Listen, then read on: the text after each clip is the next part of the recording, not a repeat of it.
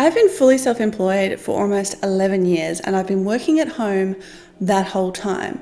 Today I want to talk about 10 tips for those of you who are new to working from home, or perhaps those of you who've been doing it for a while and are struggling a bit.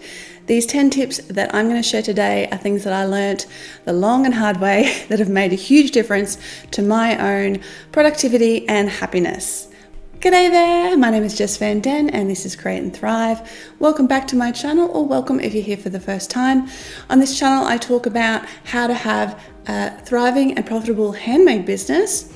And today's video, I'm going to be alluding to that throughout the video, but this video is going to be applicable to pretty much anyone who is now working from home, especially those of you who are self-employed working from home. That's what I'm going to be focusing on today. If you enjoy the video, please do give it a thumbs up and make sure to subscribe to my channel if you enjoy it to get more content just like this. The very first thing you need to do here is actually throw out the window the ideas you have about what a working day or week should look like. Especially if you are transitioning from traditional employment, you have to realize that you don't need to bring all of the routines and habits and rules from the job into working from home. Now, obviously, if you have a job still and you are working from home, you're going to have to abide by the hours that your employer sets. But for those of us who are completely self-employed, you can throw the rule book completely out the window. And what I want you to do the very first thing before we get into the rest of this is actually sit down and spend some time thinking about what would my ideal day look like, and perhaps what would my ideal week look like. Now, this can be really difficult to do. It's taken me quite a few years to break a lot of the habits that I learned from traditional employment and just the stories that you get told by culture, like you have to work 5 days a week, you have to work from 9 to 5, you have to work the same way every day. None of these things are true, especially if you're self-employed. You are now the boss. This is the most exciting and simultaneously the most terrifying thing about working from home, being self-employed. It's all up to you. You get to craft what your day looks like. You get to craft what your week, month, year, and so on looks like. So if you haven't actually taken the time to sit down and really think about what would work for you, and what changes you might like to make with your working schedule, and what sort of, how much working do you really want to do? Like, what's the point of all this? Why are you self-employed? Is it because you want more freedom? Is it because you want to make more money? Is it because you don't have a choice? There's lots of reasons. So take the time to sit down and think through exactly what you would like your life to look like going forward. And that is going to impact all of the decisions you make and all of these future tips that I'm going to be sharing with you today. So, number 2, you can get up whenever you want. You don't have to get up early. The early bird catches the worm, blah, blah, blah. It doesn't matter. As long as you get the work done that you need to get done, you can do whenever you want. You can get up whenever you want in the morning. Now, obviously, if you have kids or other responsibilities, that's going to impact this. But if you're like me, I can get out of bed whenever the hell I want. And for years I kind of toyed with should I be getting up earlier and getting my day started earlier and being more productive? I'm not a morning person, and I've just embraced the fact that I'm not a morning person and run with it. I wake up maybe 7 o'clock in the morning, 7, 8, so I'm not a super sleeper-innerer, but I don't get out of bed till like 8:30, maybe 9. I like a slow start to my morning. So what sort of morning do you want? What sort of time do you want to wake up? What sort of routine or ritual do you want to have in the morning? Are you the sort of person who wakes up and you're bright and cheerful and ready to roll and you want to dive straight into getting some work done? Or are you more like me and you kind of are a bit sloth-like when you wake up in the morning and you need time for your brain to switch on and for your body to warm up? So have a think about that. Think about what time you want to get up, what time works with your life and your schedule, and don't buy into this idea that somehow your value or your worth as a human being is in any way linked to the time you get up in the morning, because honestly, I can tell you, when it comes to being successful, it really doesn't matter as long as you get your work done. With that in mind, let's talk about number 3, which is have work hours. Set some sort of routine, whether that's a daily or weekly routine. Decide what hours you want to work and try to stick to it. You know, it really makes life easier if you do have systems, routines, habits, because it reduces the friction. Now, this is especially important when you are self-employed and working from home, because nobody else is telling you what to do. And if you are constantly changing up your routines, what you're doing every day, you're going to be constantly pushing against willpower, and you're going to be constantly trying to, you know, convince yourself to get stuff done. Whereas when you develop a routine and a schedule, you don't have to convince yourself to work anymore. You just know, well, it's 11 o'clock, it's time to do this. You know, it becomes effortless. It becomes a nice, easy glide through the day, because you don't have to then every single hour think, what am I doing next? What am I doing next? You just know what the flow of the day and of the week is. So as I said earlier, throw out the idea that you have to work Monday to Friday, 9 to 5. I do not. Many people do not. It may not work for you and your schedule. You know, my husband, who works with me full-time from home as well, so it's nice we're both in the same situation and have been for the last decade. We have experimented with lots of different sort of structures of weeks. So we were like, oh, well, maybe we'll work one day of the weekend and have an extra day off during the week. But then, you know, you are kind of stuck with the fact that the rest of the world is not necessarily doing what you're doing. So if you want to see your friends, chances are you're going to have to do it on the weekend. So you're going to have to plan your days and your weeks in alignment with your personal circumstances and with the lifestyle that you want to live. So maybe Monday to Friday makes sense because that's what everybody else is doing and it's just easier to roll with that. Or maybe you don't need to work 5 days a week. Where is this idea that we need to work 5 days a week? If you're getting the work you need to do done in less time, spend less time working. We have been experimenting with a 4-day work week for a couple of months now. We've kind of toyed with it before, but we never committed to it. This time we were like, right, we're going to commit to it. Friday is not a work day. We're having a long weekend, and therefore we have to get everything done Monday to Thursday. So far, it's been brilliant. It's been working really well, and we've been just as productive as we ever were before. We just don't Skype off quite as much during the workday because we know we have to get stuff done in a shorter period of time. And I think is it the Pareto principle, or is that the 80-20 thing? I don't know. There's the principle where work will expand to fill the time you allow it to have. So by constraining your workday, you may find that you get just as much done in less time and you have more free time to do other things. So the same goes with your days. Like, you don't have to work 8 hours a day. Maybe some days you need to work 12 hours a day and other days you need to work 4 hours a day.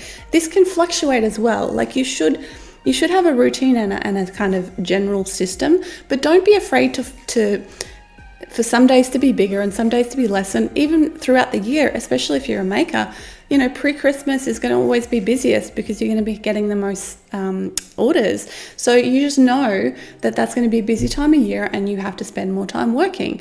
And just going with that ebb and flow instead of trying to fight against it, or instead of it being a surprise every single year. Oh my God, it's you know, November, I'm so busy. Well, yeah, that's what happens every year. So prepare for it and make sure that you're ready for it and just accept that that's the way it's going to be at this time of year. And that way you reduce the friction.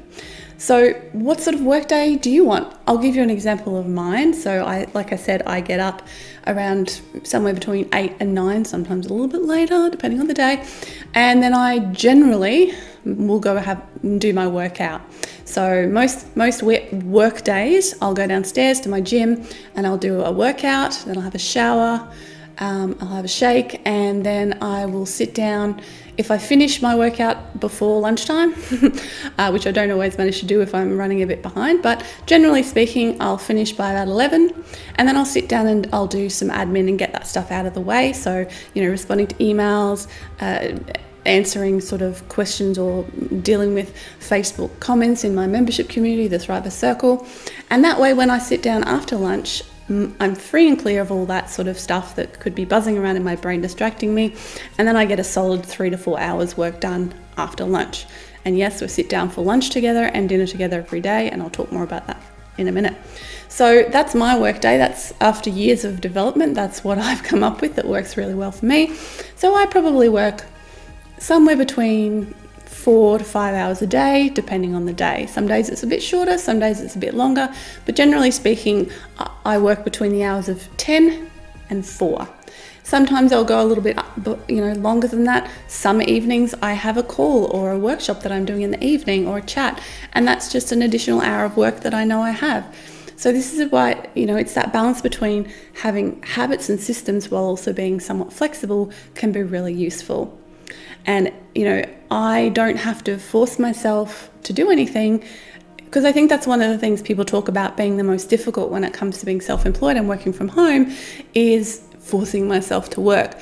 If you have a routine and a habit set in place and work hours, you don't have to force yourself to work, you just will, because that's what happens at 11 a.m. in the morning.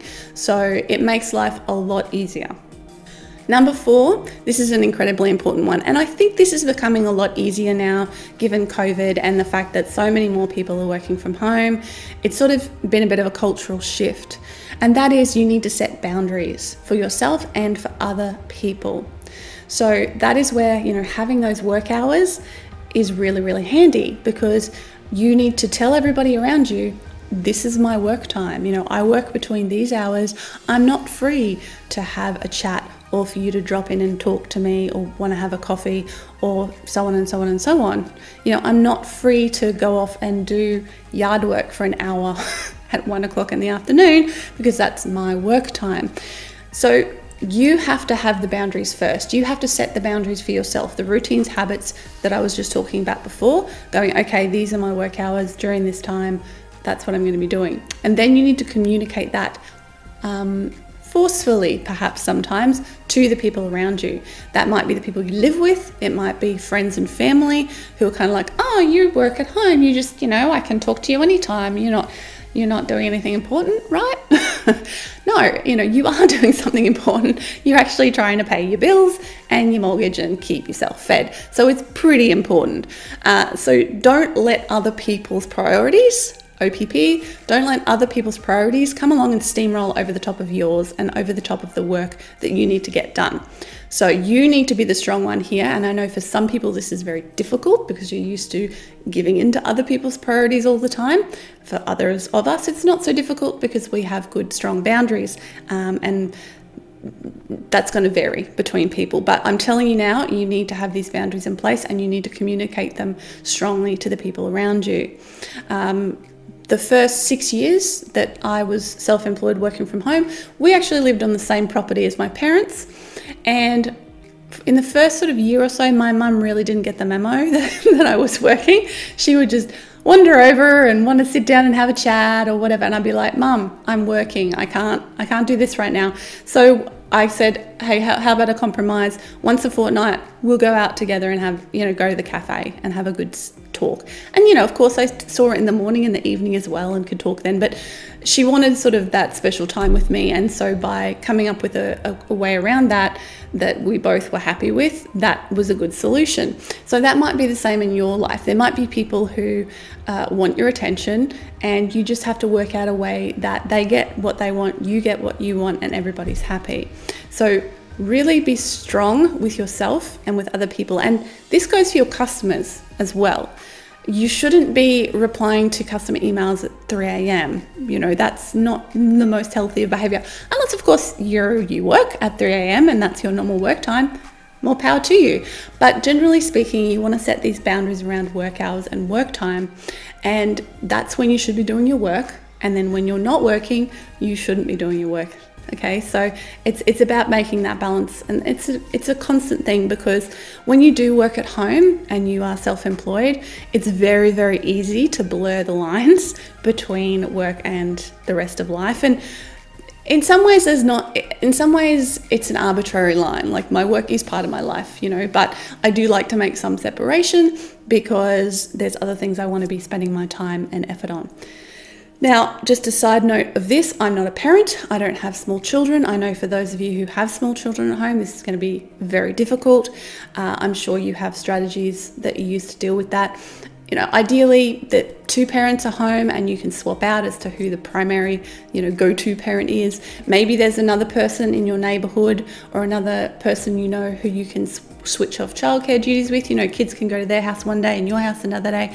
Who knows? There's lots of solutions, or childcare, but you're going to have to work out the best solution for you. And I know a lot of parents, do their best work when their kids are napping, for example. And again, that's a phase of life that we just have to flow through. So I can't give you any advice on that, but the sort of same things apply with kids, spouses, mothers, fathers, friends. You have to work out how you can set boundaries and limits so that you can actually prioritize that work time and get the work done during that time, so then you have time free for the rest of your life and your people. And a great question to ask people who sort of push against this is, if I was doing whatever your old job is, if you were a doctor, or if you were a Macca's worker, or if you worked in retail, or if you were a nurse, whatever, a traditional job, just say to them, if I was still doing XYZ job, would you just call me in the middle of the workday? Would you just drop by my place of employment and expect me to drop everything and have lunch with you?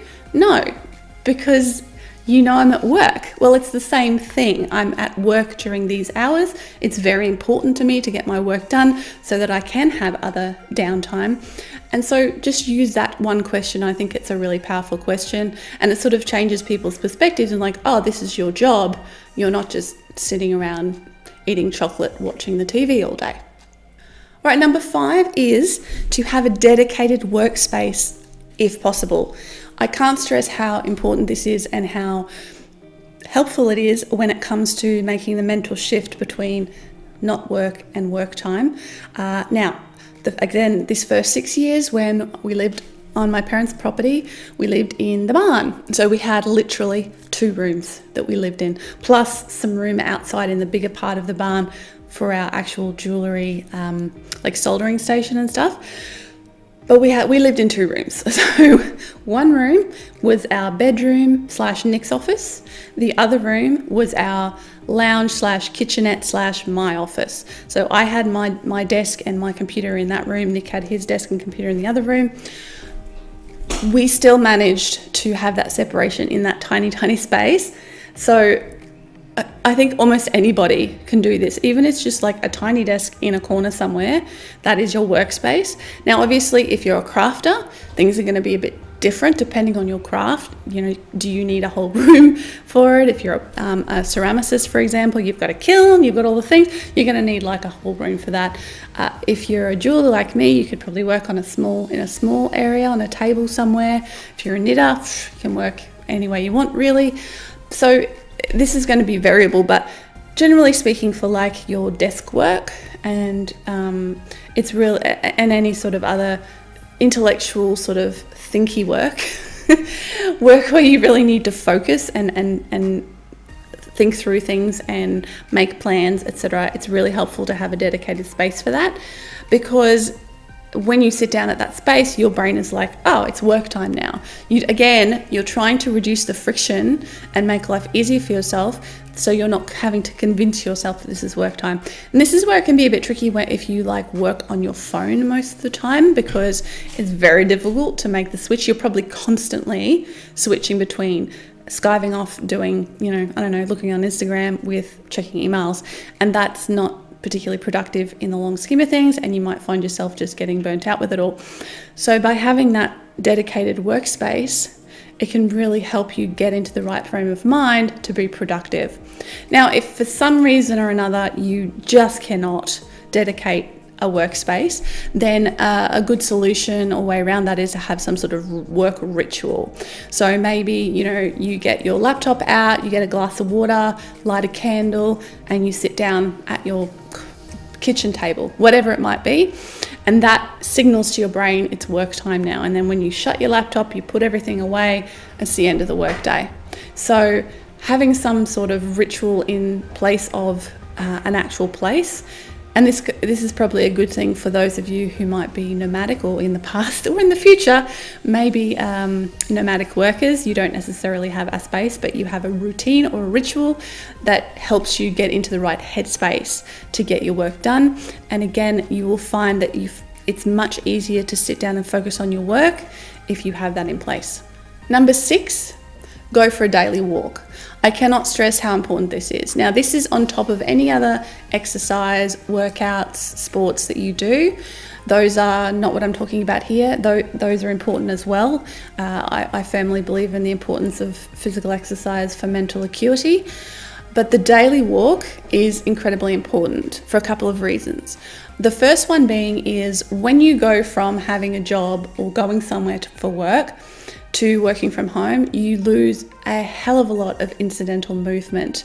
Just the little bits of walking you do to get to your place of work, maybe during the lunch hour to go out and get something to eat. You lose all of that incidental exercise, and you might not realize how quickly that'll make a difference to your health and your sense of well-being.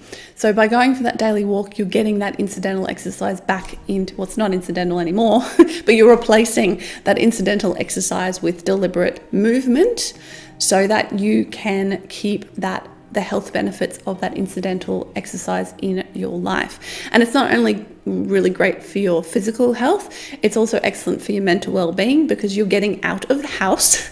Otherwise, you might not leave your house for weeks on end, potentially. And I know obviously in COVID times, this is something that some of us, in lockdowns, the daily walk literally might be the only chance you're allowed to leave your house, or the only reason you're allowed to leave your house. So, before I sort of instituted the daily walk as a habit, I literally could go a week without leaving my house. So it starts to wear on you. As much of an introvert as I am, it sometimes starts to get a bit much being in the same space for that amount of time. So it gets you out of the house, it gets you out in the fresh air, hopefully, depending on where you're walking, of course. It gets your body moving, and it gets your brain revved up as well.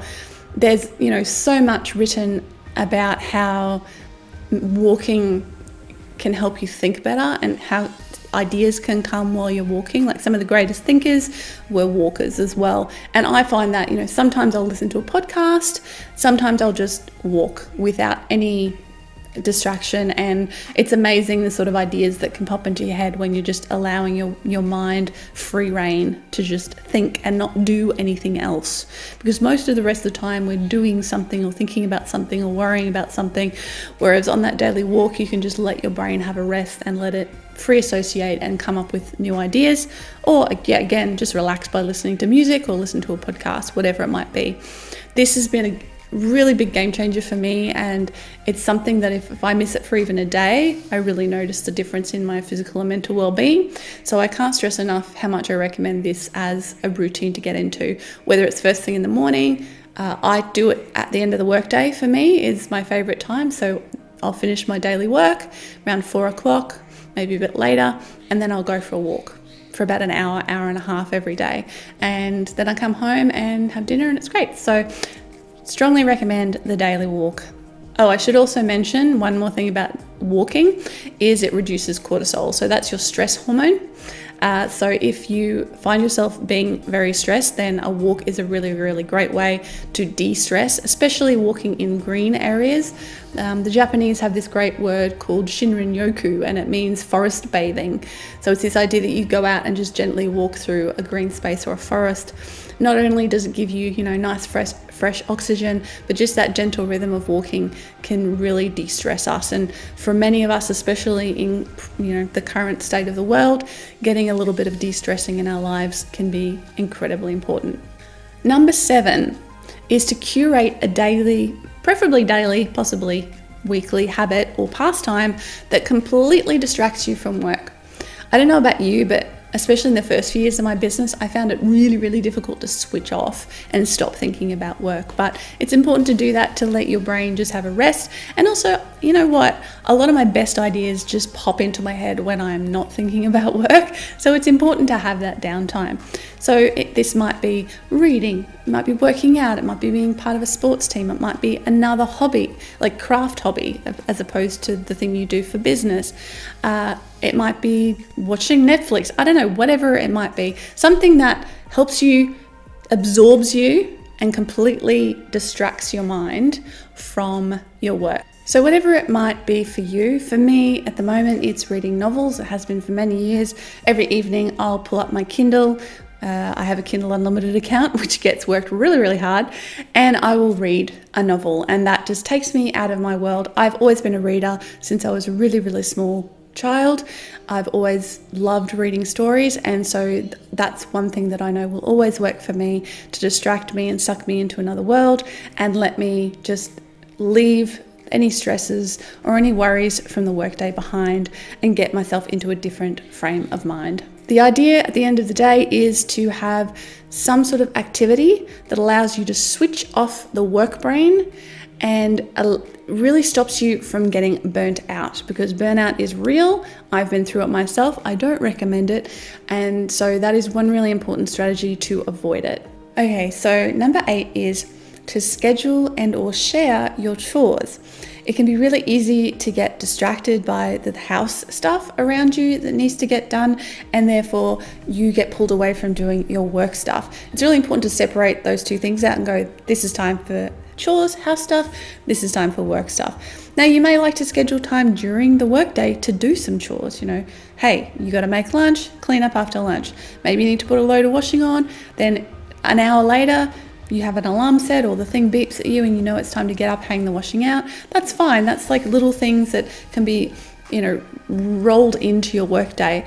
But it's where you use that as a procrastination tool, or you get distracted by it to the extent that you're not getting your work done, is when it becomes difficult. And also, don't fall into this trap or expectation that just because you're the person working at home, somehow you're suddenly responsible for all of the chores, because you're working just as hard as someone else who's working outside of the home. And this is where, if you have a partner or a housemate or whatever it might be, you need to sit down and sort of talk through all the work around the house that needs to be done, negotiate who does what, and actually have a system and a plan in place for doing that. And it might be that you're like, hey, well, I can do the washing because I'm home during the day, so I can put the loads on and hang them out and all that sort of stuff. Whereas when you come home, you can do these other things.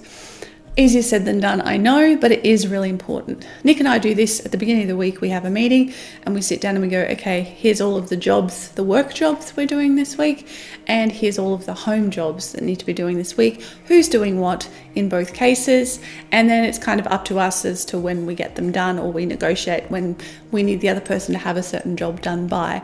And that works really well, and it makes sure everything gets done. So think about that, think through that idea that, you know, what are the home jobs that need to be done? Can you do some of them during the day so that it actually enhances your work routine? You know, it's that thing that allows you to get up every hour and move around and do something small. That might work really well. And it might just be that other jobs are someone else's responsibility. And I find this is a really important thing, the whole mental load idea. Like, when a job is one person's responsibility, it can weigh on you. So by making sure that certain jobs are your responsibility and certain jobs are other people's responsibility, even if it's not done, it's not your problem. It's their problem to get it done, and that can free your mental space up to focus on your work. Number 9, kind of in the same sort of vein, I strongly recommend you have structured meal times.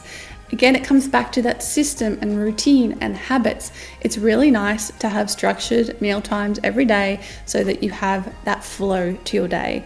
You know, breakfast at a certain time, lunch, and lunch can be a really great way of breaking up the workday and having a rest, especially if you do work in the morning and in the afternoon as well. And it's important to your health as well to have a proper meal at lunchtime and then another meal in the evening. So have structured meal times and, work out what works for you with food. Maybe you love cooking, and so it's a really nice break for you in the middle of the workday to get up and make your lunch and then sit down and eat it. Maybe you watch the news. That's what we do. We sit down together and watch the news, generally speaking, at lunchtime. It's the only time we watch the news during the day. Or maybe you just want to sit outside and enjoy the outdoors. Maybe if you do, again, work from home and your partner or housemates or family also work from home, it's a nice opportunity to sort of come together again and have a little chat and break and then go back out and sort of do your own thing again.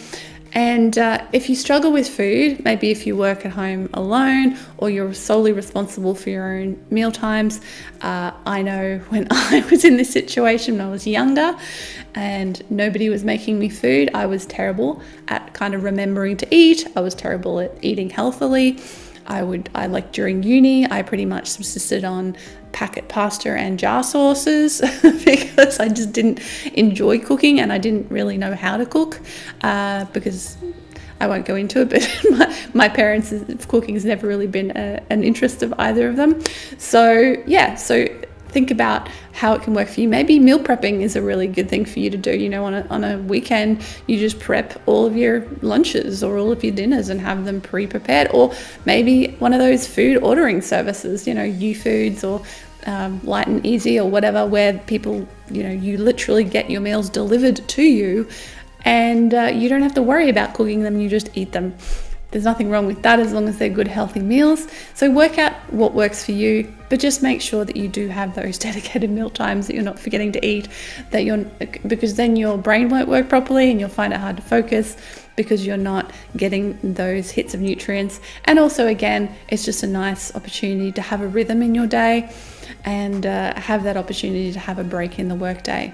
Number 10, my final tip. Now, there are so many more tips I could give you about working from home, and I'm seriously considering doing a follow-up video. So before I give you tip number 10, if there's any tips you have about working from home that's helped you, please leave them in the comments below. Or if you're listening to the podcast, shoot me an email or hit me up on Instagram at Create and Thrive. Send me a DM with your tips for working from home successfully.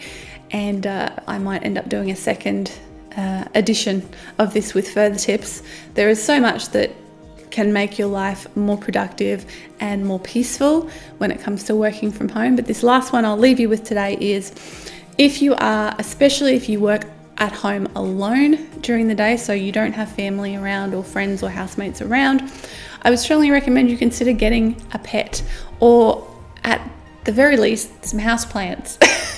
Because having another living thing in the house with you really helps. I love having my 2 cats. Sometimes I'll just get up and have a break and I'll go lie down and cuddle with one of them for 5 minutes, and that'll just make me feel so much better. Get a little purr, maybe occasionally a little bite if I'm annoying them. But you know what I'm saying.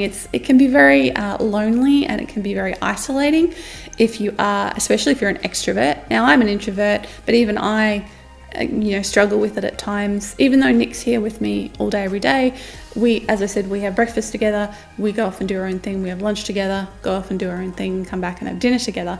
So, we see each other throughout the day, obviously, as well. We have a cup of tea or whatever.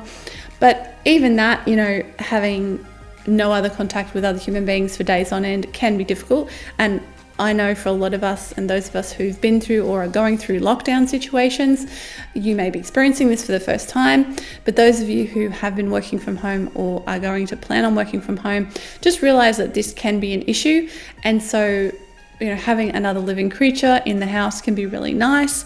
And organizing times to catch up with your friends and family is really important as well. So whether that's in person if you can, or via Zoom, or just a good old-fashioned phone call, whatever it might be, make sure to put the effort in to spend that time with other people and with friends and family and loved ones, so that you don't find yourself getting really isolated and therefore getting sad or depressed because you're not having that human interaction or that interaction with other living creatures. It can make a really, really big difference. And I think it's a really important thing to just be aware of if you find that creeping up on you. to realize there is a solution and that you can overcome that just by making those connections with other people in whatever way is possible for you right now. So that's it. That's my 10 top tips for making a good transition from traditional employment to working from home, especially if you are self-employed. I hope you found some of that useful and helpful. Again, I would love your feedback. So let me know if you're watching the YouTube video, let me know in the comments below. If you're listening on the podcast, send me a DM on Instagram at Create and Thrive. I'd love to hear your thoughts and feedback on this episode. And if you are watching on YouTube, again, please do give me a thumbs up and subscribe to my channel so that you don't miss any future episodes. Thanks so much for watching, and goodbye for now. Hey, do you sell on Etsy or want to sell on Etsy? If so, I have something really exciting coming up for you. I've got a 3-part workshop series happening in early November, and it's a live workshop series and it's part of the Etsy U program. So Etsy this year has curated a bunch of Etsy sellers that they've invited to be part of the Etsy U program. They've provided me with a whole bunch of training modules, and I am now passing that knowledge on to you as part of the Etsy U kind of instructor program. So that's happening early November. I'm going to be doing workshops on social media, photography, and branding, 3 really important parts of the Success on Etsy puzzle. And as I said, these live workshops are completely free. If you would like to take part, register your interest today by heading over to createandthrive.com/EtsyU. That's createandthrive.com/ETSYU. And you can pop your email address in there to get notified more about these workshops, exactly when they're happening, exactly what's happening, and how you can participate and be part of this live workshop series for free. So head on over to createandthrive.com/EtsyU. I'll tell you a little bit more about the program, how I became part of it, and exactly what I'm going to teach you throughout this live workshop series in early November. I hope I'll see you there. It's going to be awesome fun, and we're going to learn a lot.